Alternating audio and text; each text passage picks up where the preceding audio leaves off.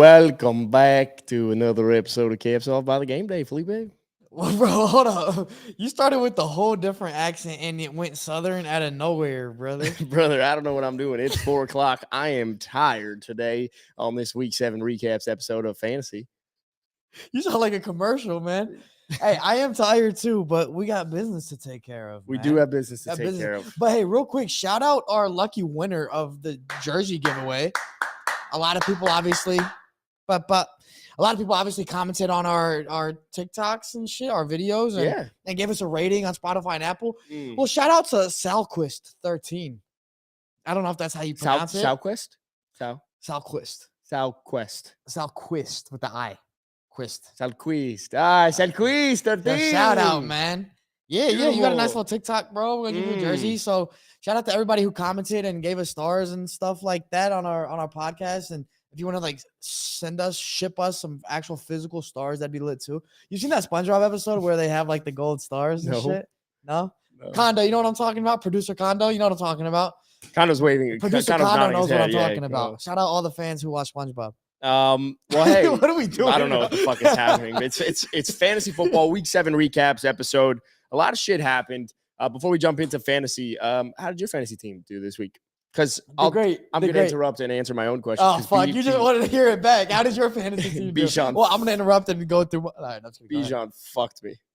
Yeah, he fucked a lot of people. You know what they should have done? These fantasy apps, you really can't do it, though, because it's too complex. But, obviously, the betting apps, they voided a lot of Bijan Robinson bets and shit like that, where, you didn't lose your money. But with fantasy, it's harder because then it adds there's a complexity, right? Who are you going to start in front of them? A bunch of shit. Well, the problem with doing that and mitigating that risk is that now you know post hand who scored higher, so you can just sub it. It doesn't work like that. Yeah, but it's one thing if he didn't play at all. The fact that he played there's nothing you can do about that. So the fact that Bijan actually did play, not even that. You didn't play him the entire game, and then with 33 seconds left, you gave him a carry. He's got a massive headache, but let's run him into a 6'5", 330-pound guy right to end the game. Let's just do that. I think maybe they thought maybe throughout the game his head was hurting and it was kept hurting. They thought it was gonna get better, and by the end of the game they're like, you know what? The only way we can cure his headache is by running him into a brick wall. Oh, absolutely. Maybe that was the thought. That is so smart. Dude. I mean, you are literally that's just beautiful work. I definitely feel for all my Bijan owners though, my Bijan managers out there, man. It's tough. It's a tough world to live in sometimes. A lot of bad things going on, including Bijan not getting his carries. Yeah, seriously. I'm seeing some comments on TikTok right now. So make sure if you have any thoughts on your, fantasy Week 7 lineups, what happened, you want us to talk about anything, make sure to comment down below. But I'm seeing some people, thank you for telling us Chris Olave was arrested for speeding. That's stupid, bro. Zeus commented Patriots 5 times. Jose Gomez said Niners, what happened? I don't know. We're not Niners fans. Jack's the Niners fan. Then Zeus also said, talk about the Patriots' impending Super Bowl run. What? Is he the same guy that said Patriots? Yeah, nice. Pretty much. And then Stickum31 said, would he drop either Zay Flowers or T. Higgins to pick up Debo? Neither, dog. You got to drop somebody else. Those are both guys that are going to contribute. I'll be honest, I'm dropping my kicker, not starting a kicker just for that. Yeah, no, that's a bad question, bro. Come on. Before we jump into recapping some of the fantasy stuff that happened in Week 7, I do want to get to this question. Which someone did just ask. Isaiah Moses says, is it time to panic on Devonte in fantasy? Now, it could be either Devonte Adams or Devonte Smith. I think it's Smith. How they spell it? They spell it wrong? They spell like Devonte Adams, to be honest. But I think, let's talk about both quickly. I don't think you panic on either. Well, Adams, you're definitely not panicking. Yeah, he's of course producing. Not. He's not going to get traded, though, which is not helpful. Yeah, that sucks. But targets were better. You would rather see him get some better performances out of a Chicago Bears defense. Yeah. But I think with Devonte Smith, look, the problem with fantasy right now is a lot of these guys that you would want to sell or how would you react to them is the value that you're going to get in return is not at all is not equivalent to what they're actually worth, right? So we keep talking about Calvin Ridley. You can't do anything with Calvin Ridley. If you're going to sell, you're going to sell absolutely low. If you can get a return of a wide receiver 2 or a wide RB2, then sure, but you're not going to get that. What are your thoughts on Devonte Smith? I think he's going to get back on track. I've been saying that week over week. Look, I know he still didn't put up the numbers you'd like to see out of Devonte and what you were accustomed to before these past few weeks, but he still improved on the prior weeks before that. What you have to keep in mind is that A.J. Brown is having a historic run right now. The past 3 or 4 games, I mean, he's gone over 150 each game. It's something crazy. insane. Now, you can check me on that. Maybe one of those games he went for less than that. But he's on a crazy run right now. That's going to, as Adam likes to say, regress to the average. Okay, so naturally, as he goes down, Devonte Smith is gonna go up, and so for that reason, I'm not necessarily worried about Devonte Smith. I think it's like what Adam said with a lot of these guys. If you're selling Devonte now, you're selling him at what the lowest he's gonna be. He's gonna go up. He's gonna go up. He's too talented, and just AJ Brown cannot stay on this pace. That's my thoughts. Agree with that. Let's go through the PPR leaders in week 7, 1 through 10. It went Travis Kelce, Deontay Foreman, Jordan Addison, AJ Brown, Alvin Kamara, Jahmyr Gibbs, Tyreek Hill, Josh Downs, Puka Nacua, and Amon-Ra St. Brown. Who stands out to you the most out of the top 10 PPR performances in week 7? Anyone that really sticks out to you? Hold on, I'm pulling up that list right now just so I can take a good look at that. Obviously Josh Downs is huge. You mentioned him. You mentioned him. He was 8th.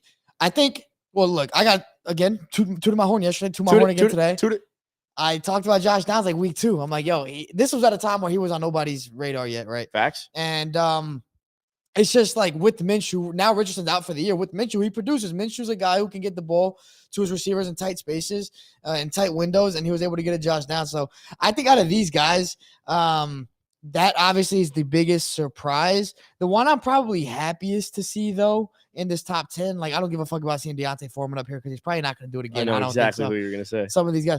I love to see Jahmyr Gibbs. Is that who you thought I was going to say? Absolutely. I love to see Jahmyr Gibbs because – look, you spent high capital on this guy. You probably got him in the 2nd or 3rd round. Shout out to capital. Yeah, facts. You spent high capital on him. In the 2nd or 3rd round. It could have been 3rd. That's fine. It was still really high. And up to this point, you're not getting what you want out of him. And you probably, you start to think at some point, like, did I make a mistake? Did I make a mistake? I always lean on the fact that, look, like even though the Lions didn't use him as much as you'd like to see them use him in the first couple weeks, they still spent that capital on him. They're still, I think, going to increase that usage as time goes on. And this week we saw that. It was great to see him break. He scored a touchdown, right? He did, yeah. Yeah, and he definitely had some nice runs. Juice on it, too. Yeah, bro. He had some nice runs. He was breaking tackles. He looked strong, lean, low to the ground, as we know he is. And I think that's the happiest, the guy that I'm happiest to see up in that top 10. Yeah, you mentioned Jahmyr Gibbs. He had 10 targets, 126 total yards, 27.6 fantasy points. Look, I think he's obviously an RB1 while David Montgomery's out. The way I'd kind of assess the Jahmyr Gibbs situation is I'm selling high if I'm this was week 7. So if anything above 4-3, right? If I'm 5-2, obviously 6-1. If I'm 4-3, it depends on what I can get if I have other running backs. But I'm looking to sell high only because we do know they love David Montgomery. They've given him the carries. When he's back, they're going to feed it to him. I don't expect Jahmyr Gibbs to take over the backfield this year. I just don't see it. Detroit has showed us that they're not going to do that. If you need wins right now, obviously you're holding on to Jahmyr Gibbs because you're going to have 2 more weeks without David Montgomery. He is going to get more touches. The only issue with Jahmyr Gibbs is that he didn't do it really until the second half. And even in the first half, it was already out of reach. So it was almost, what did you need to see by the second half to give touches to this guy that you drafted 12th overall? So that's kind of how I would make of the Jahmyr Gibbs situation. Obviously, you're going to start him. But if you do have other running backs and you want to, stockpile him with someone else and get another wide receiver, I think you could sell high on him right now. I think you can get a decent return. Let's go through some other week 7 winners outside of those top performers. George Pickens was a big one. 8 targets. He went 5 for 107. He out-targeted Deontay Johnson 8-6. 6. Yep, that's the word. 8-6. Put up another 100-plus yard game. He's now had in 6 games this year, he's had 3 times. He's gone over 103 times. I wrote that wrong on my notes. I wrote that very interestingly. He's currently on pace for 1,400-plus yards. Any thoughts on George Pickens? I like the notes, but I got what you put in your notes. I understand. 3 out of the 6 games, he's gone over 100. Yeah, totally. That totally makes sense to me. You'd love to see it. I was doing a fantasy live on Sunday before the games and stuff like that. I know because you jumped on there, and a lot of people were asking me that question. I said to start Deontay Johnson, and there were other stupid things that I said before too. I can't remember. Like I was like, start anybody on the Packers because they're playing the Broncos. You're not wrong for that though. Yeah, hold on, every single person thought that. Yeah, but like, what the fuck, right? So Aaron Jones, like, come on, man, that was bad. But going back to George Pickens, I mean, you love to see it. Like the thing I question always. We talk about Matt Canada, like what the fuck is he doing? Kenny Pickett's not good. But I mean, Pickens, now you got 6 weeks because they had a bye, I believe. So you got 6 weeks to look at production. 3 out of 6 games over 100 is something nice. Like you like to see that. That's more often than not. Do you know how he's doing on the games where he hasn't gone over that? Is it like bad? It's not as much about like these glow ups. It's about when Deontay Johnson's been out. It's not like he's been as consistent as you would have expected. I think I'm going to still sell high on George Pickens if I can. I just don't trust Matt Canada. You can't trust shit there. Again, we're relying 8 targets, yes, but 5 for 107. Like it's a pretty efficient stat line. Incredibly efficient. I just don't see that staying staying on pace for that or something. Yes, he's on pace for 1,400 plus yards, but I think you could still package George Pickens with someone else and get a decent person. I would do that too. No, I totally agree with you. I would package him, ship him off, just because I'm worried about that offense. But clearly he's producing regardless of that offense. So I mean, if you got to stick with him, then obviously you're not too mad. Especially, I'm assuming he's probably like more of a depth play for you. You're probably fitting him in the flex when you need to week over week. So yeah. I was able to move George Pickens a few weeks back for Jalen Hurts in a trade. So that's insane. Yeah, I mean, I think you can definitely get some decent return on it. Another few guys that had a really good week. Jonathan Taylor is one of them. 21 touches, 120 total yards, 21 fantasy points. Week over week, his touches, his snaps are increasing. He's had 10 targets over the last 2 games. The usage is back, and he's still not playing 100% of the snaps. Look, as much as you don't wish injuries upon anyone, and as much as producer Kondo behind the fucking camera right now is a big Colts fan, Gardner Minshew is a better starting quarterback for fantasy purpose when it comes to Jonathan Taylor, because Anthony Richardson is not going to dump it down and drop it down as much. Yeah, and he's not going to take goal line carries away. Jonathan Taylor finally got a goal line carry. So Jonathan Taylor, a massive day in fantasy. I'm very happy for JT. Look, the fantasy community, even if you didn't draft them, as long as you weren't playing against them at any point, you love to see good players be back and actually perform. And Jonathan Taylor's another one of those guys. Like you mentioned, when Richardson's not there, a lot of guys are actually better off when Minshew's in that quarterback. And the receivers too. We talk about Josh Downs, Michael Pittman. I think he had a pretty good game. I saw him have some good catches. Correct, producer Kondo. 2 for 80. Okay, so I just saw one big catch that he had then in that, but still, decent. But yeah, Jonathan Taylor, man, it's just great to see him get his legs back. You knew it wasn't going to be week 1. They're not even going to put him fully out there week 1. Week 1 that he's healthy, which was last week. And so now he's starting to get more touches. 21 for 120 is beautiful. 21 fantasy points. Love to see it. He's only going to get better. Another big week. Darrell Henderson and Puka Nacua. I mean, Darrell Henderson had 57% of the snaps. Everyone ran to the wire to pick up Zach Evans. And if you kind of follow a lot of these industry experts in the fantasy community, especially Frank Amarante, who's the Game Day's very own writer, who finished top 2 in the Fantasy Pros rankings for experts. So shout out to Frank Amarante. He's been tweeting all week that Darrell Henderson was actually going to be the guy that was going to get those goal line carries and play a majority of the snaps. So definitely check out Frank Amarante. But Darrell Henderson, I mean, 57% of the snaps, 19 touches, 13.6 fantasy points. He's a solid bye week fill-in. I mean, I wouldn't say that he's someone you are going to write home about, but I could package Darrell Henderson with another guy and try and chase someone else. This is a good opportunity if you have a winning record right now, that you could package him with someone else, get someone to fill in, obviously, with these buys coming up. Yeah, dude, I mean, goal line touches tells you everything, right? Like, I mean, for example, I had Kareem Hunt in this past week, and I just had to. I had to fill in guys' buy. Like, I had Derrick Henry on a buy. I had Tony Pollard on a buy. Fuck, I got to put Kareem Hunt in.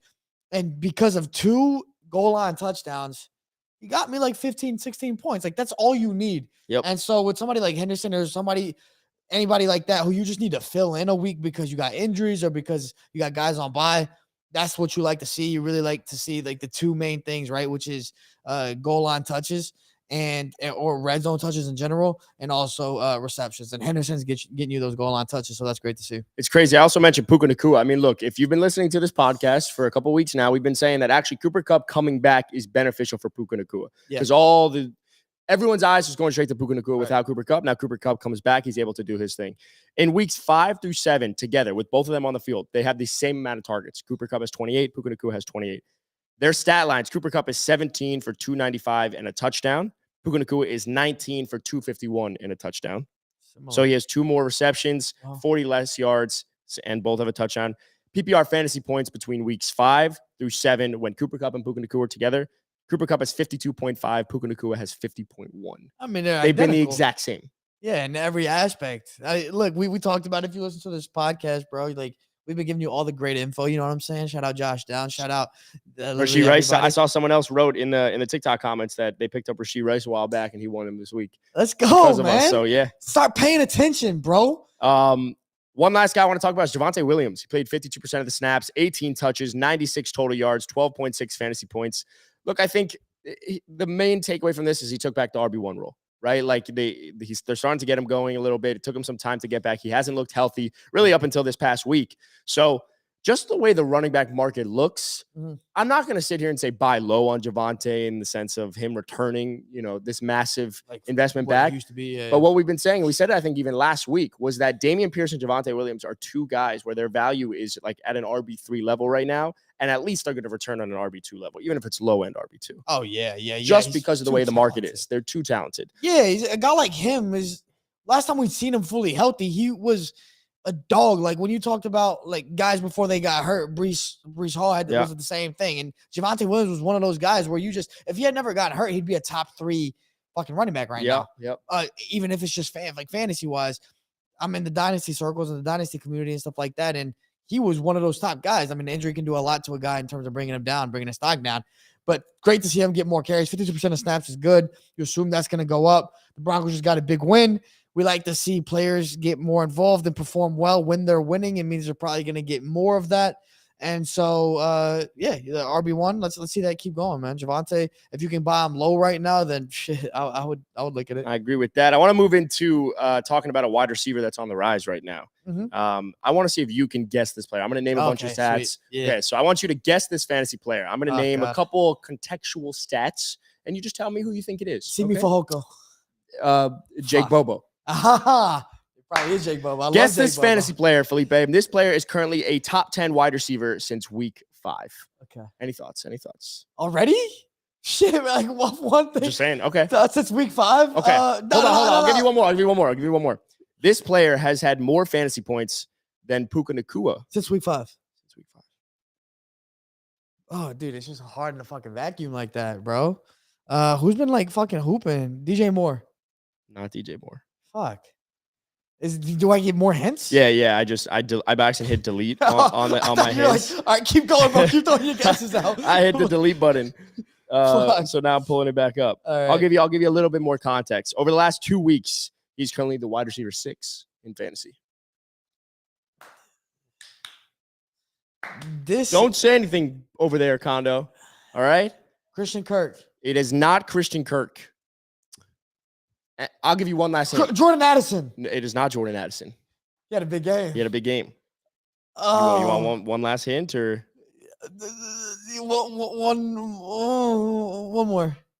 Let me see if I can get you. Okay. Overall, how about this? George Pickens. It's not George Pickens. No. Keep going. You got this, bro. Since week 5. Since week 5, this player is the overall. Rashee Rice. No, not Rashee Rice.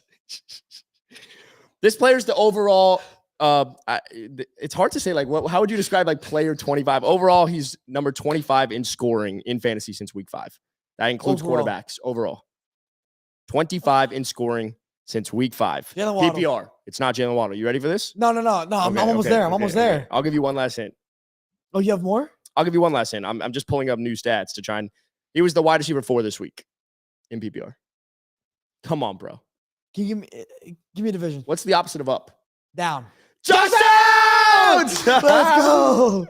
I was like trying to find new stats in between, but Josh Downs was the wide receiver 4. He's the overall player 25, I guess. Damn. He scored the 25th most points in fantasy since week 5. Josh Downs has been incredible in fantasy. He had 23.5 full-point PPR points. I mean, look, Josh Downs is a guy. Another example. Just see what you can get out there. If you could package Josh Downs with someone else, absolutely, I'm going to do it because the perception is everything, and recency bias is even everything more in fantasy. So that's 3 weeks, 5, 6, 7. Yeah. That's impressive. I mean, that's not like, all right, 1 week, like who led this week? Who cares? Like 3 weeks is a good sample size, especially when it's a rookie wide receiver and you're talking about a position that takes a while to get going in the NFL as a rookie. And so he's doing that in his most recent games. That's a trend that's going to continue to happen, especially with Gardner Minshew at quarterback. Also, you got to keep in mind, in fantasy, the number one thing, once you send out an offer, the first thing that they're going to do is they're going to go to the full box score. They're going to look at the last couple of weeks. Facts. And these last 3 weeks have looked good in the box score. So try and sell high on Josh Downs. Let's just see what's out there. I don't want to. But just see what's out there. I have him. You know, it's one of those things where it's like I was so high on him before like after he got drafted to the Colts, I was so high on him for my rookie draft for Dynasty. And then I traded up from the third round to the end of the second round to go draft him. So it was almost like I called it and I got it right, and I can't really let go of that. Yeah. It's kind of hard. But look, I mean, if you're playing in redraft, you probably can. You could probably get something good for him. Everybody does look at the recent box score, and 3 straight weeks is not too shabby. So you want to talk about egos? I'm holding on to Calvin Ridley being a wide receiver 1 in fantasy. Look, everyone wants to talk about Calvin Ridley, and he's been bad. I get it. I totally understand. But he's the wide receiver 1 in terms of usage, routes run, everything. Like, it makes no fucking sense that this dude is not performing. Granted, like, Christian Kirk's been the guy. Someone, I think, tweeted both of us saying that he thinks, I think it was Josh Pilecki, who's a major fan. And he said he thinks that once Zay Jones is back, it'll actually be more beneficial because there's less, looks, and Calvin really doesn't need to do anything as much with Christian Kirk there. For some reason, you add more. Hopefully they go to Calvin Ridley. But I do think better days are ahead. Calvin Ridley will still be a buy low. So make sure to go to our Thursday episode when we're live. We need to rename this podcast the Calvin Ridley buy low podcast. Like every single week we talk about buy low. Fantasy buy low is who has not been performing and who can I get? Again, we talked about Javonte Williams. We talked about Dameon Pierce, both of which fucking been terrible, and they're going to return on the numbers. If you pay at an RB3 price, they're going to give you RB2 value. That's what it is. Are they? No, but I'm going to try. That's what's buying low. Bro, I'm so sorry to everybody listening that went out and was like, bro, I got Calvin Ridley for a great price, dude. Started him, and he got you like 1.5. And then he got you next week, he got you 2. And he got you 3. Like, yeah, dude's fucking. Bro, I'm so sorry, man. Yo, check. You can't see it. Maybe you can kind of see it. Come to the middle, Jack. Come over here. Oh, Jack. Oh, right there. Down. There you go. So so Jack fell victim to Adam's criminal fucking shit. Whatever you just did with Calvin Ridley all year, hyping him up and all this shit. Buy low. Hey. I got Calvin Ridley. I'm in 6 leagues. It's the most ever. I got him in 5. 5 leagues. Hey. I have 3 wins or less in every one. Better days are ahead, Adam bro. is the president of the Calvin Ridley Hype Club. And for everybody that bought low and you still haven't gotten what you expected out of Calvin Ridley, now you get lower. You can blame the price. Adam. Hey, it's coming. All right, let's move into some injury reports before we answer some questions in fantasy. I see a lot of questions coming through TikTok. But yeah, some injuries to take note of in week 7. Currently, Saquon Barkley, he hyperextended his elbow on Sunday, expected to play next week, appeared minor. Austin Eckler, another guy dealing with an injury, low ankle sprain. I think he should play, but Christian Watson, mild knee sprain, usually 2 weeks, but he's going to attempt to probably play. Jerome Ford, ankle sprain. Jalen Waddle, back injury. Dawson Knox, wrist surgery. He's going on IR. The time for Dalton Kincaid has come. Here we go. Potential league winner out of Dalton Kincaid. That's a little heavy there. No, I think so. With the way the tight ends have looked. Potential league winner. You did say potential. I said potential league winner. He had his best week this week. A bit aggressive for me to say potential league winner for Kincaid. I think just because I'm veering more on the cautious side with him. I think he's good, and he had the most targets he saw this week without Dawson Knox. He's finally going to get a chance to flourish. I think it's just like I'm just keeping myself from getting too excited because Dalton Kincaid was another guy traded up for in my rookie draft for Dynasty, and I'm like, I don't want to get too hyped too early, but he is. If you have him, or if you have a chance to go get him in any of your leagues, he's on the waiver, then definitely take a shot. Well, the reason I'm going to say potential league winner is because Sam Laporta had a couple good weeks early on. Yeah. And hasn't really been that same guy. Yeah. And everyone has been freaking out in front. And if we just talk about the actual talent level, Dalton Kincaid was the best talent from the tight end position in this draft. Easily. More than Michael Mayer. Yep. More than Sam Laporta. Any of these guys. So Dalton Kincaid's someone that is now in a more pass-friendly offense than any other tight ends, rookie tight ends, that is. Yeah. So Dalton Kincaid can be a league winner because of the fact that now there's no Dawson Knox. Now they're going to be passing a lot. And you can't trust Luke Musgrave, as I've said a lot right now. You can't trust Sam Laporta just from a consistency standpoint. You can't really trust any tight end outside of Travis Kelce. It is so hit or miss, boom or bust. So that's why I said potential league winner. Respect, man. I'm excited for Kincaid, man, especially in this weird tight end space that we're in now. Kincaid's going to have a shot. The only thing that's been holding him back is obviously Dawson Knox. He's getting receiver snaps. He's lining up in the slot, just kind of doing it all. And look, Josh Allen has needed a second receiver to step up. It's always just been Stephon Diggs. He's never had that second guy. Gabe Davis is not him. Dalton Kincaid is him. I mean, I'm seeing a tight end, right? Someone on Beezy Boy said Waller or Sam Laporta this week. I think you still start Sam Laporta. Ryan right after said you can't trust Sam Laporta, question mark. Look, he's still the tight end 4 on the week or on the year, excuse me. But he hasn't returned like he did, between weeks 2 through 5. So I think Sam Laporta is just someone, when you had Sam Laporta, people thought there was going to be consistency. I don't think there's consistency in the tight end position outside of Travis Kelce. Mark Andrews has been great, right? In a full point PPR weeks 4 through 7, he went 25, 13, 10.9, 22.3. So he's been more consistent.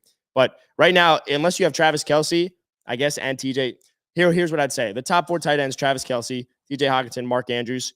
Then at that 4th spot would probably be Sam Laporta. But that 4th spot is up for grabs. And that's kind of what we're saying with Dalton King. He's not going to stick there, yeah, for sure. Let's go into some questions. I've seen user 401322. Oh, that's my boy. He's been asking a lot about DK Metcalf. So he says, what should I do with DK Metcalf? Hold or try to sell? And if so, who should I sell for? I think What's DK his outlook on the injury and shit? Well, I think it was hip and ribs. DK never missed an entire game in his career. I expect he's going to be fine. I think you're holding on DK, right? Better days are ahead. His air yards are some of, I think he's like top 10 in air yards in the NFL. That usually means that like positive regression is coming, as we've said. So I'm holding on DK Metcalf. I'd even say buy low on DK Metcalf if you need a wide receiver. I'm curious to see if someone's like not been as happy with the performances that he's had, but that's what I would kind of look at with DK Metcalf. Let's get this YouTube question right quick. Karen from MSM HR department. What's good? Should I bench all of my Dolphins players not named Tyreek Hill? Although he's suspect now after that huge drop touchdown. I would drop Tyreek too. I mean, come on, bro. Suspect as hell, huge drop touchdown. Shout out, Karen. I love you, MSM Karen. HR department. Honestly, I'm willing to bet if you started an entire fantasy lineup of Dolphins players, you're gonna have a better record than like someone that might have. I'm trying to think of like teams that. Who are we talking about today? We were talking about that most teams are like 3-4, 4-3 with one person on a team. It's either like the Joe Burrows of the world or anyone that has a T. Higgins or even Amari Cooper. You could start an entire Dolphins roster, and I think you'd be above 500 in fantasy this year. Fine. I see what you're saying, though. I started Mostert this week, and he only got like 6 points or something like that. But the thing about this Dolphins offense is they're super explosive. They just ran into a good defense. So, I'm starting other guys outside of Tyreek Hill for sure. And then when Achane comes back, you're starting Achane too. You just got to start these guys. They're too explosive. Devon Achane has missed 3 weeks, and he is still the RB9 in fantasy right now. That's ridiculous, man. And Mostert is still like, I think RB2 still. Even after a bad week, he's still RB2. I checked today. And so, you're not panicking with the Dolphins offense. Come on now. JC on YouTube said, should I trade Rachaad White and Hollywood Brown for Bijan Robinson? It's 0.75 PPR. Eckler and Pollard are my RB1 and 2. I have Amon-Ra St. Brown, Thielen at wide receiver 1 and 2, Marquise Brown at the flex. I would do it. I would, but I also don't think you need to. If it's only a 2 wide receiver, 1 flex league, then yeah. But level 2 noob, a lot of Dolphins hate. Don't stand for it, Adam. I'm definitely not. Don't worry. It's tough. I think Bijan Robinson is 1,000% a buy low candidate. He's someone that you want on your roster, but you also have 2 really good running backs in Tony Pollard and Austin Eckler. Yeah. So I may try and turn that around and go Hollywood Brown and Rachaad White for someone else, maybe another wide receiver, or hear me out, package Adam Thielen with a Rachaad White and see if you can get a better wide receiver there. I think your running backs are totally fine. Rachaad White, not someone that, I mean, he's a potential flex play, but he's not someone that you would write home about. Nah. Hollywood Brown, better days are ahead, especially with Kyler coming back. So I wouldn't overreact to it. You could try for Bijan, but you have 2 really good running backs right now. If it is just a 2 wide receiver and 1 flex, and you run out Eckler, Bijan, and Pollard in the same lineup with Thielen and Amon-Ra, that's pretty deadly. That is definitely a pretty deadly. Yeah, I probably agree with you. You don't want to be too thin at receiver. I mean, you got St. Brown, you got Thielen, so those are nice. You're starting both those guys. It's nice to have Marquise at the flex when you need them, but it is ahead. I'm seeing some more comments on TikTok. Speaking of Bijan, trade away Bijan and Jalen Waddle for Ramondre Stevenson and Cortland Sutton. Hell no. That's an absolute. Yeah, you can't do that. Absolutely not, man. It's giving away too fuck? much. Do you think Drama Party 236 said, do you think Kenneth Walker for Adam Thielen is a good trade? I also have Travis Etienne. Wait, Kenneth Walker for Adam Thielen? If you're getting Kenneth Walker, yes. I think I'd rather have Kenneth Walker than Adam Thielen, personally. Yeah, I don't know the rest of your team. That doesn't really make sense to me to do one of those. I mean, I assume they're probably on a similar level points-wise at this point, but who has a better rest of season outlook? I mean, Walker's just so explosive, man. Like, I think you always want that higher ceiling guy, but Thielen's been awesome. Thielen's been It amazing. just doesn't make sense, I think. The trade just doesn't make too much sense. I will say with Kenneth Walker, though, you know he's going to find the end zone, so that's always going Yeah. to keep you alive in some weeks. This is a good one. Ian Meyer on TikTok said, should I sell Achane? I'm 2-5. I have Eckler, Kareem Hunt, Williams at running back, Kupp, and Christian Kirk at wide receiver. Kyron Williams, I think it might be Kyron Williams, yeah. Well, there's not another Williams, right? Yeah, I was trying to think. Javonte? Javonte. Javonte, yeah, that's a good call. Should I sell Achane? First answer is yes. I Yeah. would definitely sell Achane. You're 2-5. You might not even have time to wait around for him. He's going to come back after week 10. I think what you need to do is package Achane and Christian Kirk, it looks like, and try and go get see if you can get maybe another 2 or 3 guys. One at least you have to be able to play now.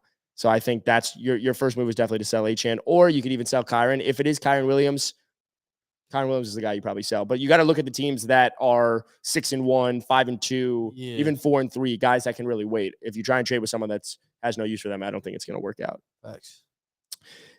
Connor Burke says, is it time to give up Deebo Samuel? I got Stephon Diggs and Jacoby Myers and Breece Hall at the flex. Is it time to give up Deebo? He has who at the flex? He has Breece Hall at his flex. Oh, he has Breece Hall at his flex? Mm-hmm. Time to give up Deebo? I mean, it sounds like you're okay at receiver. Jacoby Myers and who else? Stephon Diggs. Okay. Debo's annoying. He's one of the annoying guys.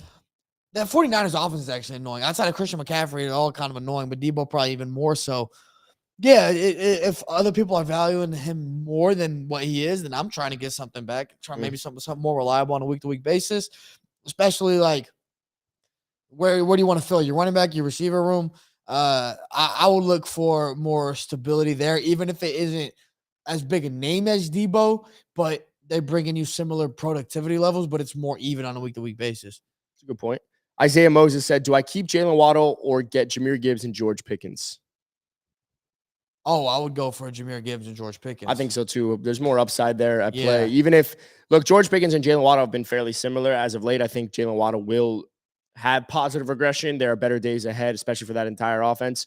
But Jahmyr Gibbs, the upside is there, and I'll take a flyer there. Jack. J-A-C. Oh, we lost it. We lost J-A-C. Oh, here we go. Oh, this was in response to his? Feels like I have good running backs, but I'm 2-5 and have to win this next week.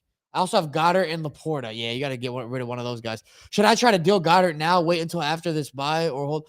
I would try to sell Goddard now, but I guess you said he has a bye this week. Kind of hard to sell guys on buys because a lot of people want production right this second. So maybe sell Laporta. I think Goddard's a nice sell high candidate at this moment. Especially after that touchdown, yeah. Yeah, scored a touchdown. He hasn't been consistent. I know he's tight end 5 or whatever he is, but the tight end landscape's terrible at this moment. Other guys are waiting to step up, like Kincaid, like we talked about, other guys like that. And so I'm trying to get rid of Goddard. You don't need 2 tight ends on your roster. Please load up on other positions, running backs, if you can. Dallas Goedert's the tight end 7 on the year. Tight end 7, yeah. I knew he was top. The one thing I'll say quickly just to that point is find someone that is tight end needy and literally say to them, pick a tight end. I don't care. It doesn't matter who you want, but as long as you could say to them, I'm higher on this person. So, right, theoretically, you could say I'm higher on Sam Laporta. Yeah. That gives them a better barometer of what they can offer in return and give them the autonomy to choose who they want. I think that's how I'd approach that trade. In my league, I'm trying to get rid of Goddard. So just, I'm also doing the same thing. That's a good one. You want to read this one? Yeah. So George play 01. He likes to play, George. What's up, man? We like to in play 2001. Oh, in 2001. Hey guys, I'm 7-0. Shout out to you. Let's fucking go, George. Big guy over here. My team is Tua, CMC, Kenneth Cup. Oh, God damn. He just giving us his whole team. All right. Tua, CMC, Kenneth Walker, Cooper Kupp, Chris Olave, Dallas Goedert, Flex, James Cook. You're balling, bro. Should I trade Cook for A-Chain or Cook and Olave for Jettis and Downs? Well, I don't think you can trade Cook and Olave for Jettis and Downs. I don't think that's happening. I don't think the other person's accepting that. Well, it depends because a lot of these guys with Jettis are below 500. When is Jettis coming back? So he's supposed to come back. I think it's also around the week 10 mark, week 9 mark, maybe even a week 11. The one thing I will say though the Vikings are going to try and stay competitive, right? Yeah. They win last night. Big win. So I would probably approach this by doing either one of those. I think Chris Olave is someone that I think better days are ahead, but I also think if you can move off him, it'll give you less headaches. I'll take the flyer on Jettis. Again, you're 7-0. You can wait. That's facts. You want to get to the playoffs. It appears that Jettis is not going anywhere. It appears he's going to play. The morale looks good on the sidelines. James Cook is a safe floor, right, because of the offense. But the worry is Josh Downs that I have. So the way I'd kind of go about that trade is see if you can do James Cook for Achane just because of the upside, right? Like in the fantasy playoffs, you're swinging for the fences. You're not necessarily going for floor. You get the floor with CMC and Kenneth Walker. He's moving away now. But that's kind of how I would handle that situation. Yeah, you're in a great position. Shout out to Human to be 7-0. You have the leverage. He said also, he responded down low. The owner of Jettas doesn't have RBs.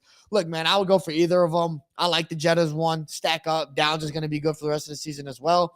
And, dude, I mean, you got Kenneth Walker and you got CMC. I would do that. Like, come I would on, take the man. upside. You're doing good. 100%. I think it's actually a good move. Pilecki, though. Pilecki, hey, scroll down. He's fine. There it is. Josh Pilecki, friend of the pod. Yeah. What's up, Pilecki? How we doing, bro? Could use your guys' thoughts on my roster and what to do moving forward? I'm 2-5. Team. You got Justin Fields, Dak Prescott. Is this a super flex? Let's just act like it's regular. All right. You got Fields, Prescott, Bijan, Kamara, Roshan Johnson, Tyler Algier. You're stacked there running back. We're getting the full team right now. Here we go. Diggs, AJ Brown, Calvin Ridley, Michael Pittman Jr., Pitts, Komet. 2-5. I traded Puka for Diggs after week 2. Very nice. Very nice. But I don't know how you're 2-5, actually. That's pretty surprising. Yeah, that's crazy. Look, you got to get rid of one of your tight ends. Also, we talked about this before. You don't need 2 tight ends. Pick someone up on waiver when one of the guys is on bye. Like, that's fine. I would trim down. You have a lot of depth, especially at running back. You got to trim down your roster a bit in order to get some bigger names. Some guys are going to need more running backs, or they're going to need some insurance. There might be guys with like nothing on the bench when it comes to their running backs. And you have guys you could part with. You got Roshan Johnson and Tyler Algier. Algier is balling out right now. You don't need both Bijan and Algier. You don't need that. So keep Bijan. He's going to go back up. Get rid of Algier right now. Sell him to another guy that says, Bijan sucks and because he didn't play last week, and Algier is like balling. So I want Algier, and you're going to be like, yeah, dude, Bijan does suck. Like, I'm going to give you Algier and get a big name player for depth. That's what I would say. I think you can. You're 2-5, but you look like a healthy 2-5. Like you've been eating. Yeah. I think you could also trade Michael Pittman Jr. He had a good week, 16.3 PPR fantasy points. Trade Michael Pittman, package him with probably Cole Kmet or Kyle Pitts. See if there's anything there that you can get. I wouldn't mind throwing in one of the other running backs as well. Having Bijan and Tyler Algier, I get it, right? That's the handcuff. It's just not worth it. It's a roster spot. So that's kind of how I would handle this situation. Obviously, the quarterbacks are worrisome. I'd even rather play at this point, maybe like even a Sam Howell or just streamed quarterbacks than playing Dak right now. It's just you just don't know what you're going to get. I think it'll be more likely that you'll be let down by the quarterback play. So, or even, dude, go out there, trade Michael Pittman Jr. and a tight end, see if you can get maybe a low-end quarterback. So somewhere along. You're low-end QB1. I got to look at how the quarterbacks performed this week, see if anyone was down. Yeah, but look, I would keep Fields just because I think, like, if you have any chance of coming back this year, I agree. You're going to be banking on Justin Fields' legs. He has crazy upside, as we know.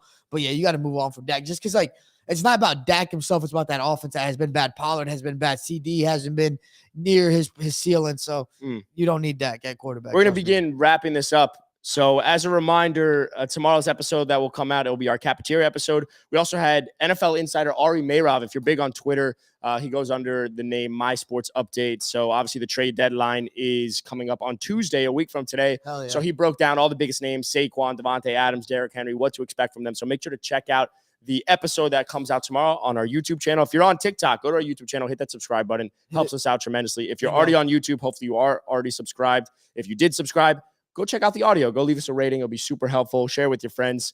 And before we wrap up, we'll go through a couple more questions. I do want to shout out Jaden Faith, who said, shout out to Felipe, who told me in the live that the Vikings would lose. Skol. Hey, man. That's another one. I talked about how I fucked up with the Broncos and Packers. That was another one. A lot of people were like, a hot take though. A lot of people were like Jordan Addison. I was like, please don't start Jordan Addison. I said this. I was like, don't start him. Look, Kirk Cousins in prime time. He doesn't get it done. Not only that, but the Niners just lost against the Browns. bounce back. Mm. That defense is going to go crazy. And guess what? Jordan Addison, 2 touchdowns. I'm so sorry for everybody I disappointed. I mean, he looks great. He did his thing. One of those touchdowns should have been an interception. Kirk Cousins literally tried to throw an interception. He tried to. He looked for Travarius Ward. He threw it to Ward, and somehow Ward Toward Ward. Ward. Somehow, my friend Ward was like, good pal. I'm gonna give a early Christmas present to my friend Jordan Addison. They must be friends. You got so many friends, bro. Look, man, I'm so sorry for everybody. I said to sit Jordan Addison. Last but not least, this guy, Josh Price, has asked a ton of times, so we're going to answer it, and it'll be our last question of the day. He said, Josh Price, I can't speak. Should I sell Justin Jettis for CeeDee Lamb and Justin Jettis? Yeah, Justin Jettis. Bro, my brain, I'm short-circuiting all so over wait, the we're place. selling Justin Jettis for CeeDee Lamb and DeAndre Swift. Yes. I would take it too. I would do it. I think CD still hasn't hit his ceiling. I sound like a broken record. Hasn't hit his ceiling. And DeAndre Swift in that Eagles offense, he's good, man. He's going to get his carries. He's going to get his yardage. So I would definitely do it. Not only because of the depth, but because I think both of them have high ceilings as well. Misfit Canyon TTV said, shout out to you guys. You helped me out on a fantasy a lot. So, hey shout out us, shout out you. But yeah, as a reminder, tomorrow's episode will come out with NFL insider Ari Meirov. And then on Thursday, we are back for our buy low, sell high episode. So if you're looking for trade targets or who to trade away, make sure to tune in Thursday as we will have Frank Emirante, who was the second most accurate ranker in Fantasy Pros expert rankings the last couple of weeks. So make sure to tune into that on Thursday. Yeah. Then Thursday night, we'll do our start sit live at 5 p.m. So that'll be a whole lot of fun. Oh, yeah. And then Sunday, we'll be doing our pregame and watch along show. Back in the office. We're back in the office. We're all together again. And if you do want to place any bets for DFS ahead of Sunday, make sure to go to gameday.com/promotions. You're going to find it all. We will see you tomorrow. Words of wisdom. 3, 2, 1. We will see you tomorrow. That's my word. Josh Downs season, Dalton King season, Rashee Rice season. You know what it is, baby. Not Bijan Robinson season, though. Calvin Ridley season. Buy low on Calvin Ridley. All right, see ya. See ya.